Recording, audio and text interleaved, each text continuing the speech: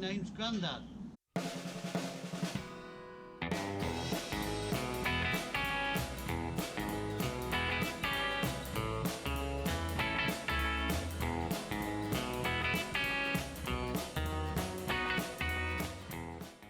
Hello everyone and welcome back.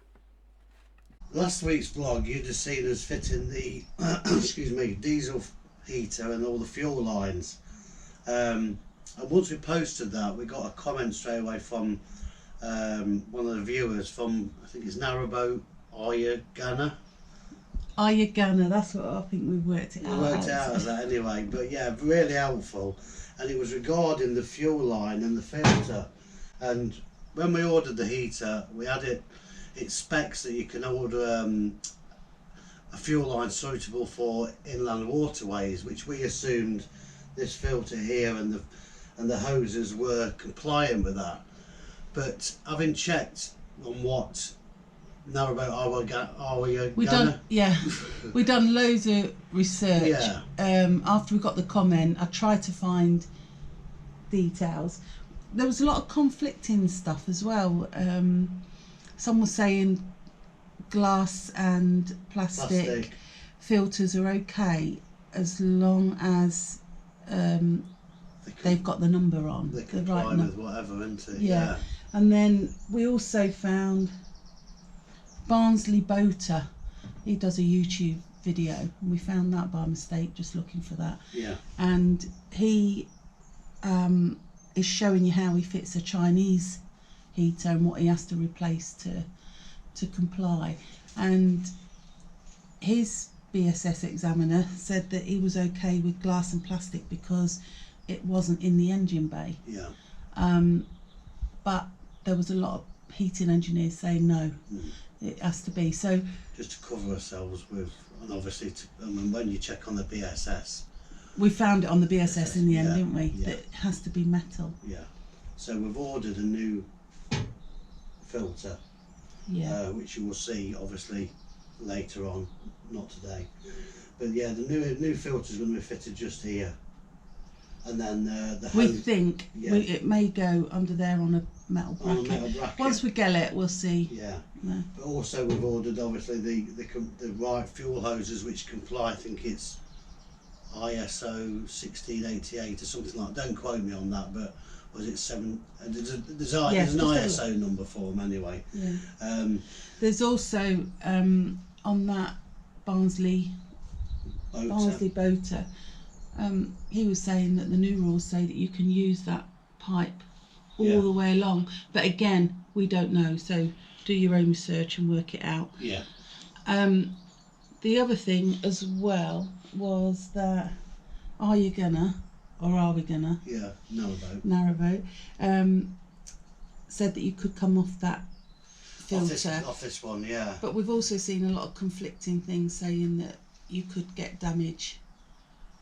I don't know whether it starves one or the other, or but anyway, some people were saying don't do that. So anyway, we've decided just to go with a separate one. Yeah. And when it's here, you'll see us fitting that and exactly where it's going to end up being fitted.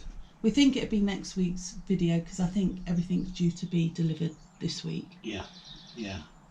Also, what we've done as well, aside from that, originally I put the temperature sensor from the inverter into the negative bus bar on here, and following on from a comment from Reinhard, another guy that comments on the posts, on the vlogs, he suggested that not to do that and to go into the middle battery, onto the negative of the middle battery. So we're not going to show you that today, obviously, but he already done it.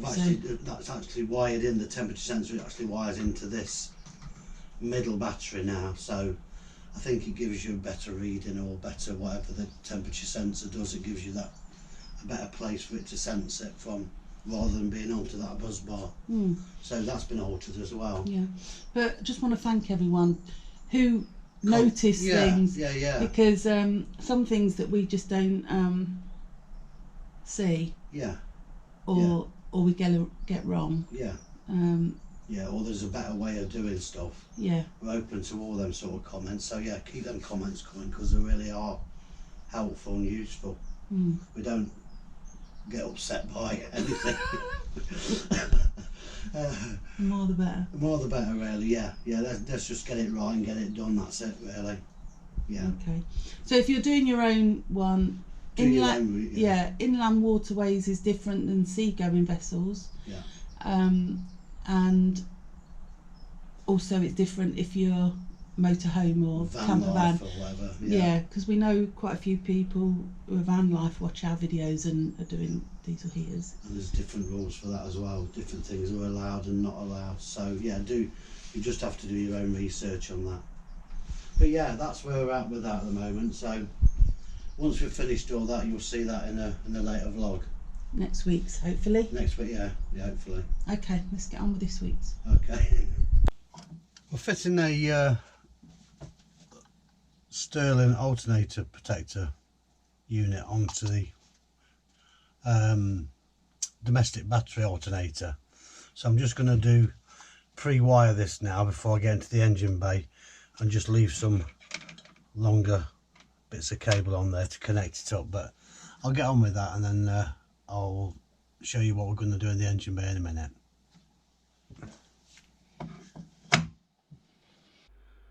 This is another recommendation from one of our subscribers, Christopher Monday, and the alternator regulator protect.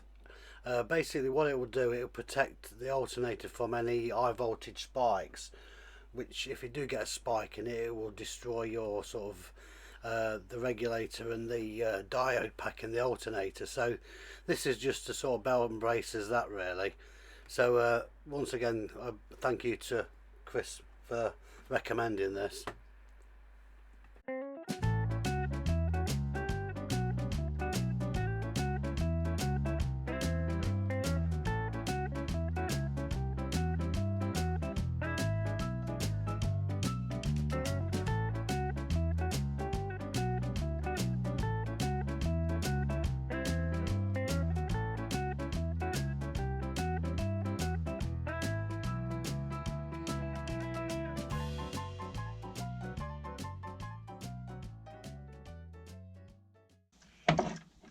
I'm just putting a 5 amp fuse into there, which is recommended. So put that in there.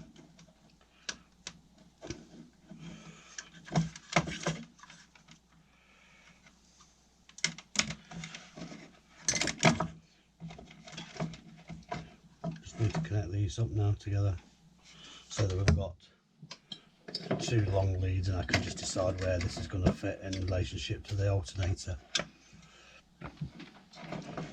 I've used a soldered butt connector for there, but and these are like obviously soldered butt connector with an adhesive lining in them as well, but just a bit more protection. I'm going to cover that over with a bit more heat shrink over there as well, and then we'll be ready to go into the engine bay.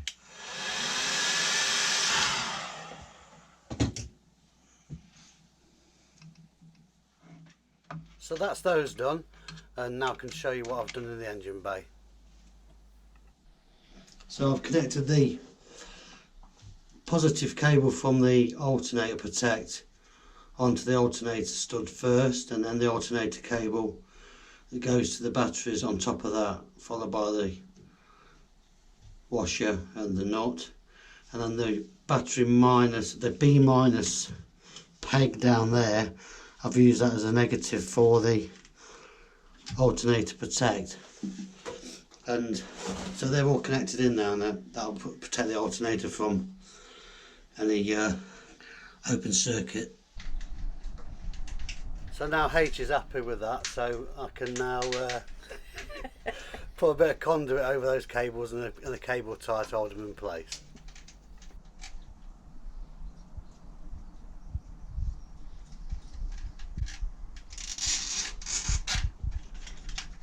And now I've just got to work out the best place to mount the box. I can't seem to find anywhere on the engine to mount this, so it's probably going to go on the engine bed.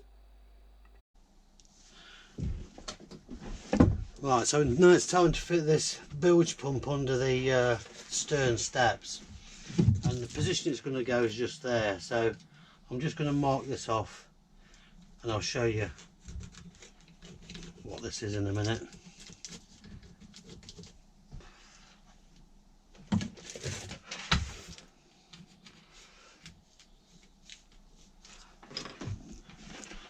So we've actually got a base plate that fits onto there, clips into place, and then that sets out of the right height. And the reason we've got these ones from Whale is because of that reason, so that there's very little space between the base of the boat and the inlet for the bilge pump, so it's going to pick up very small amount of water, which is what we wanted. So some may be a bigger gap, so it's got to obviously fill a lot more water before it actually picks the water up. So we've gone for this, and all this does, it fastens to the base, that clips onto there, this fits onto the base of the boat, the pump clips onto there, and then you've got your outlet and obviously your 3 cables there, because this is a automatic bilge pump. So first job of the day is to get this and CT1 this to the base of the boat.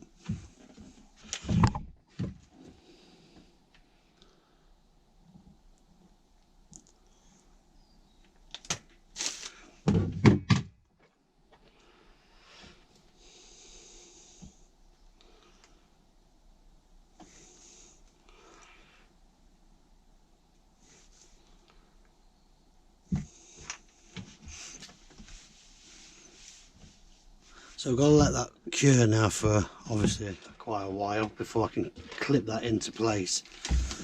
And then we've got, say, the 3 cables there, which are going to go under the floor and into the electrical cupboard, and I've already got the cables there for the 3 cables that are going to correspond with those. So you don't need to see me fishing cables through, so I'm going to fish those through so that they can connect actually above floor level, so there's no connections there in a bilge.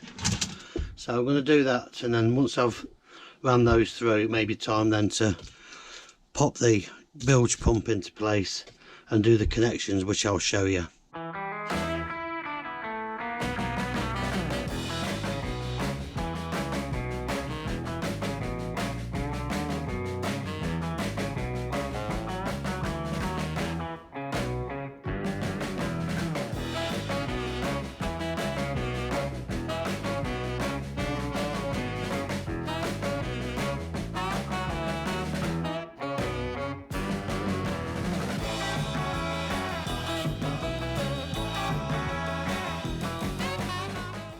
With the bilge pump that we've chosen being an automatic bilge pump, you actually have three cables coming from it. So you've got a neutral, negative, and then you've got a positive and an override. So it's just making sure that you obviously correspond those to the switch that you fitted in, wherever you fitted the bilge pump switch.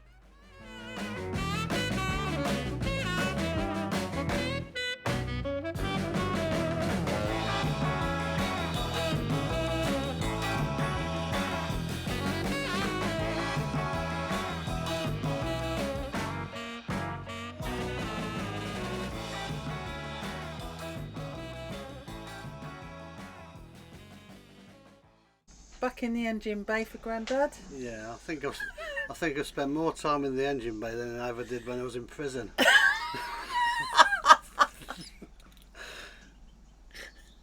running a permanent live wire now to the pump under the stern steps. This goes directly to the batteries.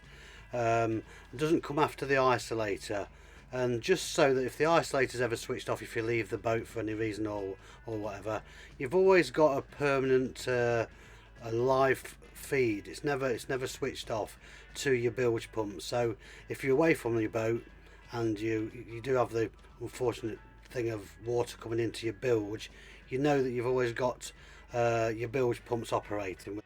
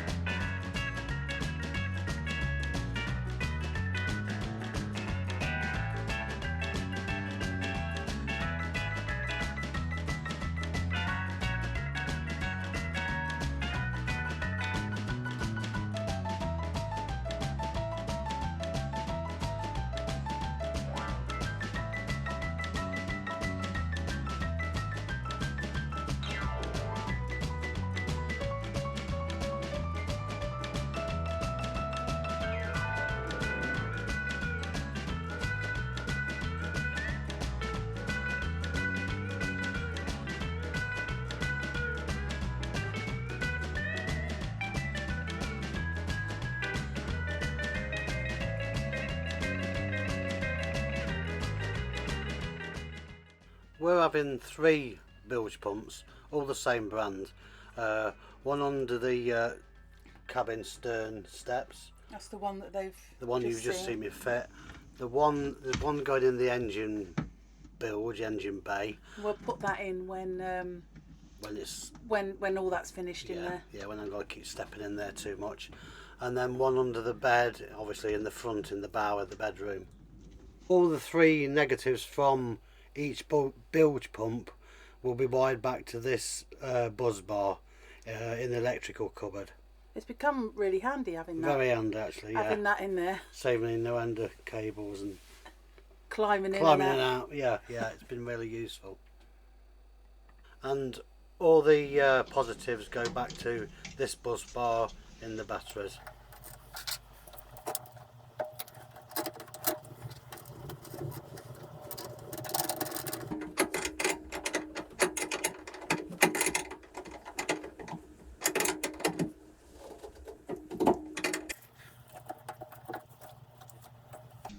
Took a while to start though. We thought it weren't going to work at first. Another electrical gadget to keep Nanny awake at night. Oh, you can't say that. Just after.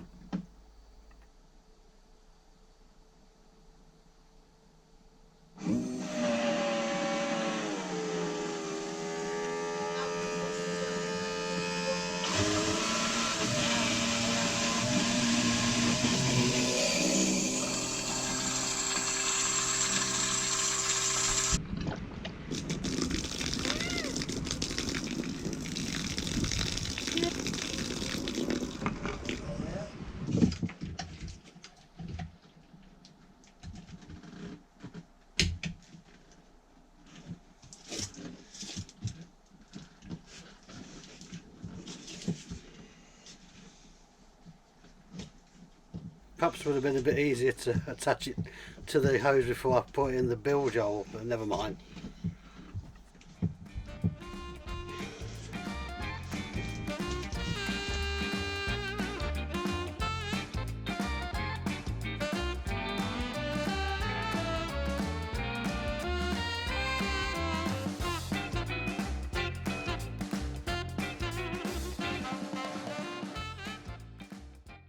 Well, spring has sprung, so all my list of jobs now is jobs to be done on the boat outside. So I might even get a day off today. I might go snowboarding or build a snowman or I don't think we'll get that much. hibernate or have a It's little nap. freezing. Yeah. It was absolutely freezing. So I'll give you a quick walk around outside where they've put a couple of new boats. You can see great big wide beam there. That's absolutely huge. And Noah's just turned up with his boat, so good luck with that one. Take us on 2x2. Yeah, but yeah, so yeah, it's getting a bit busy down here now, even this time of year.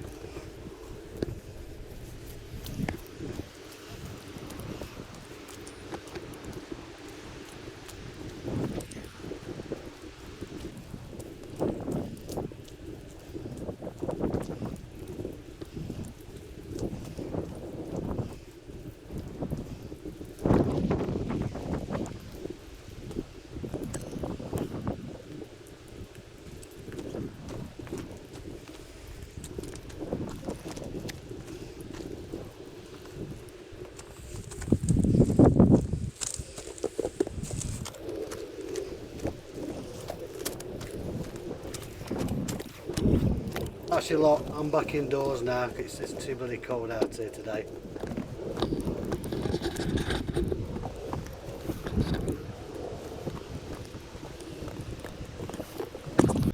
Yeah, you rejoin us now 9 months later. It's actually, believe it or after. not, the day after, and it was still snowing Yeah, it was. in the morning, weren't yeah, it? Yeah. And then it's like summer in the afternoon. Still cold though, wasn't it? Really cold. How do you know? I came out once. Oh yeah, you did. You've got the camera in your hand, haven't you?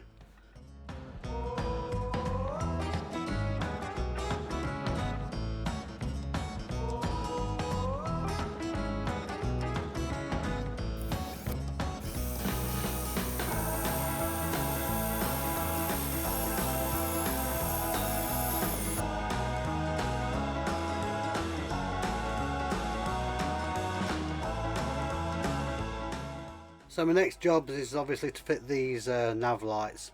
So just drilling and tapping the holes out now. Yeah, we've gone for this particular one because they've got like a room inside to fit your cables into. Some come pre-wired, but we've got the cables coming through the boat already, haven't we? Yeah. So it would have made it a lot, or we've had to remove stuff inside the boat to get the other ones in. So yeah, we had to bite the bullet and buy these. Pay a fortune at Midland Swindlers. Yeah, but anyway, they're on now, so.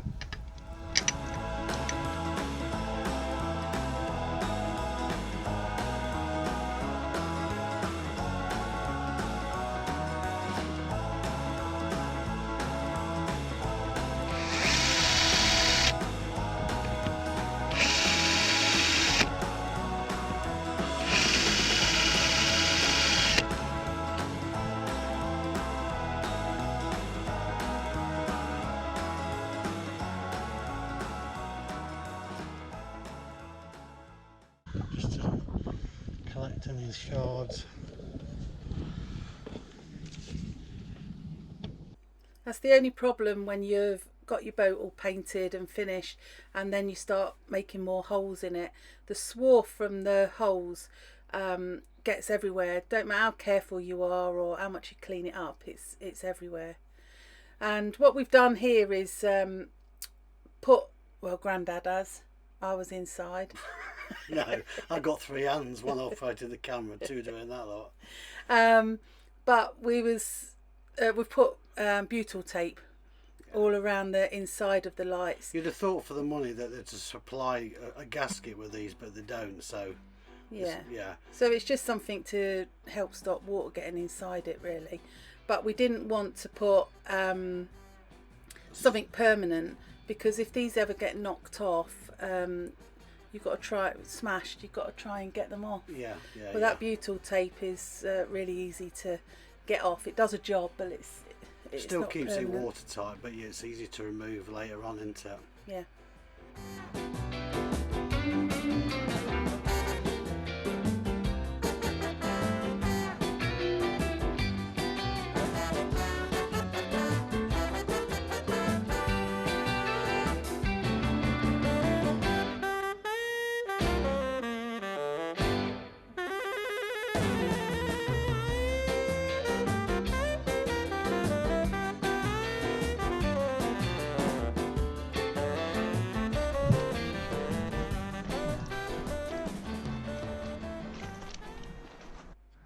Right, another job to get ticked off the list.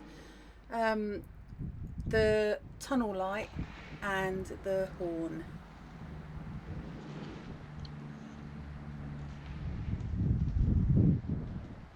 Can't find any of his tape measures, so he's back using my fabric tape measure.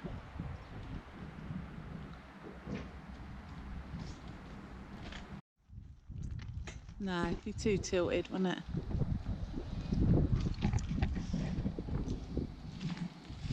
On the top then.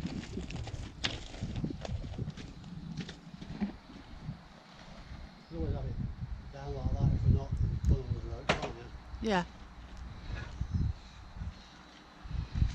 What about there then?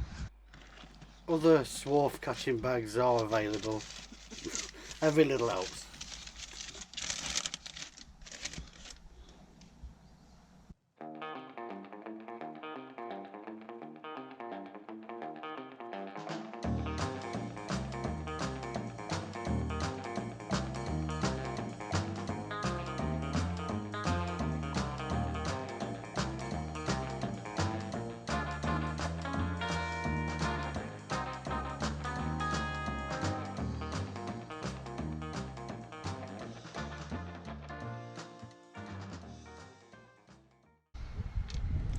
Have to get some paint on that hole.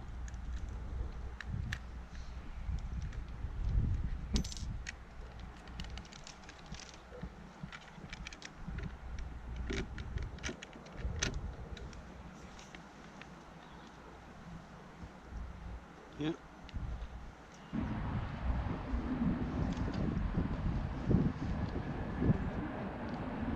Shall I go for it then? So I'm still inside. I think she's becoming a bit of a recluse. But I'm checking that that you're not coming through onto the cables. I'm moving the cables out of the way. But I did ask him to make sure that he's got something up there catching all the swarf, because it's becoming a bit of an obsession with me this week. Yeah. And just as he stops here, I ask him, what are you actually catching the swarf in? He went a bit quiet and then didn't quite know what to say. And I've caught him on camera hiding it. So look what Nanny's made. And these are actually available on our online shop. If anybody would like to purchase one of these swarf catchers. We'll just put our logo On the side.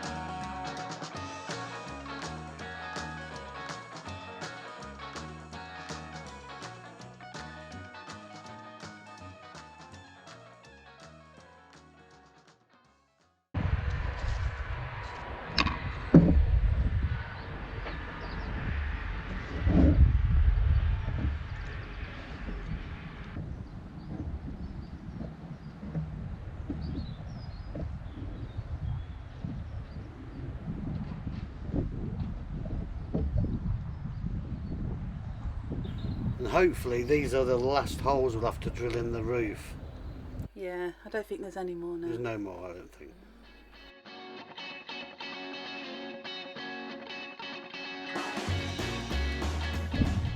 And that big smudge next to that hole is more blood from Grandad's fingers. So serves himself right for trying to hide the evidence. Hide the swarf, and it's cut his finger. Double trumpet. I think they might hear us coming round the corners on the cut, don't you, with this one? Yeah. Again, on these, we're using the butyl tape.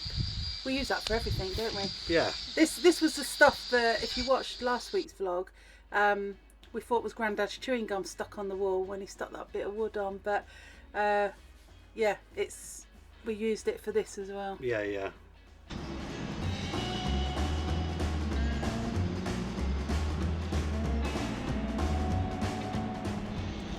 Grandad's there putting some of the butyl tape around the underside of the top of the screw as well, so when the screw head goes down it's got something under that bit as well.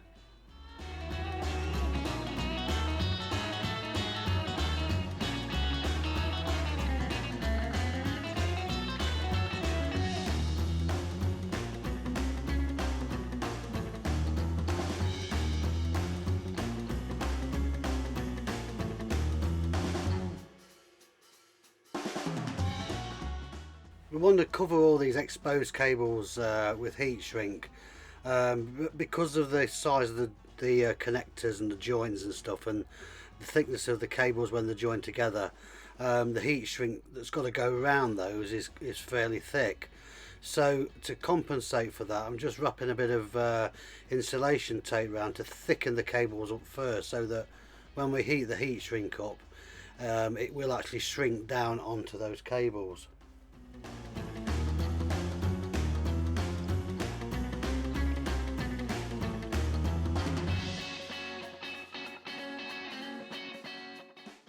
stuff I've read about these horns, they're ideally placed pointing downwards. So a lot of people try and put them actually from the roof going down to the bow, don't they? But we've got no room to do that because we've got an enclosed bow. Our cabin is sort of extended over our bow, so there's not enough room when you open the doors to actually have these. So that's why we've got these on the ceiling. But ideally, if you've got the room, they're better facing down. Stop any rain and things getting inside it. So this is the next day because rain stopped play last night. And Grandad's going to put the light on now, aren't you? Yeah, this tunnel light. Yeah. And you have to change something from the... Oh yeah. The negative. They're actually wired up for a car, so the negative cable is grounded onto the body of the case of that metal case. So with it being on the boat, you need the negative going obviously back to the boat negative. So you cut off the cable and then just reroute another negative cable off the battery holder.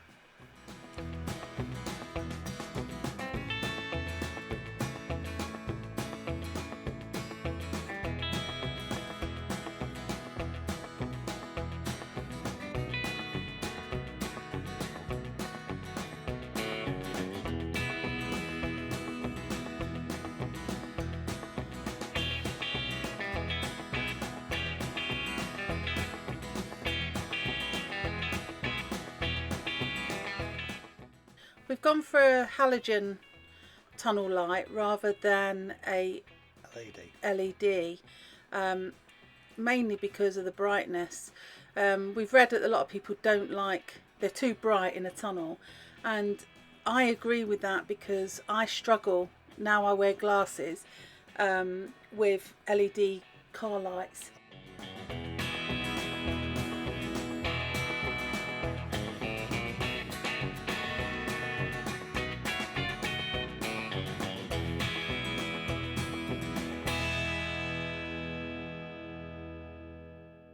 Using the same double entry waterproof cable glands that we've used for the rest of the boats, for the solar, for the Wi-Fi antenna and stuff, and we're sticking this down with CT1.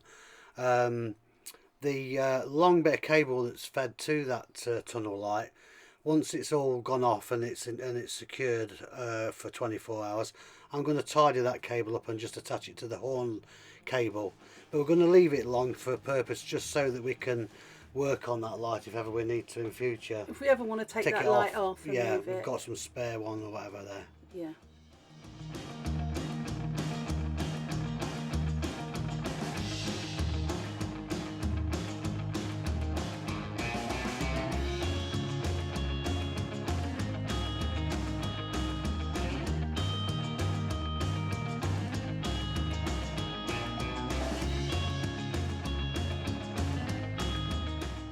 So that's all in now and it looks really nice.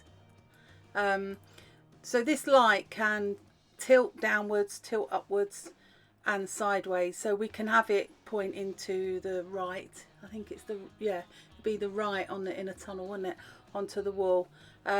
We've seen some people put them pointing down to the water and some people put them up the ceiling, but I think the right way is to the right.